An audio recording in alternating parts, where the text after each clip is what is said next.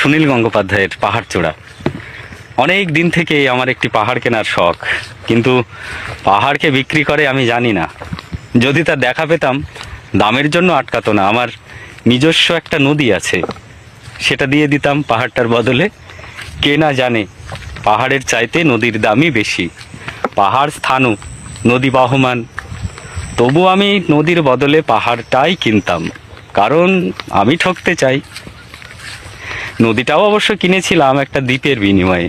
ছেলেবেলায় আমার বেশ ছোট্টখাটো ছিমছাম একটা দ্বীপ ছিল, সেখানে অসংখ্য প্রজাপতি। শৈশবে দ্বীপটি ছিল আমার বড় প্রিয়। আমার যৌবনে দ্বীপটি আমার কাছে মাপে ছোট লাগলো। প্রবাহমান ছিপছিপে তন্নি নদীটি বেশ পছন্দ হলো আমার। বন্ধুরা বলল, ওইটুকু একটা দ্বীপের বিনিময়ে এত বড় একটা নদী পেয়েছিস, খুব জিতেছিস তো মাইরি। তখন জয়ের আনন্দে আমি বিহ্বল হতাম। তখন সত্যি আমি ভালোবাসতাম নদীটিকে। নদী আমার অনেক প্রশ্নের উত্তর দিত, যেমন, বলো তো আজ এখানে সন্ধ্যাবেলা বৃষ্টি হবে কি না?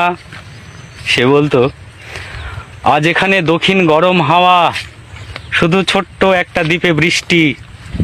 সে কি প্রবল বৃষ্টি, যেন একটা উৎসব। সেই দ্বীপে আমি আর যেতে পারিনি। সে জানতো, সবাই জানে, শৈশবে আর ফেরা যায় না।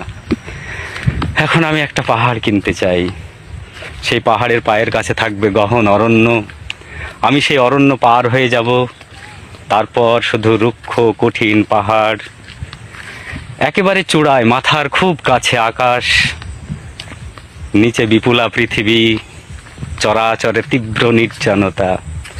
সেখানে আমার কণ্ঠস্বর কেউ শুনতে পাবে না। আমি ঈশ্বর মানি না, তিনি আমার মাথার কাছে ঝুঁকে দাঁড়াবেন না।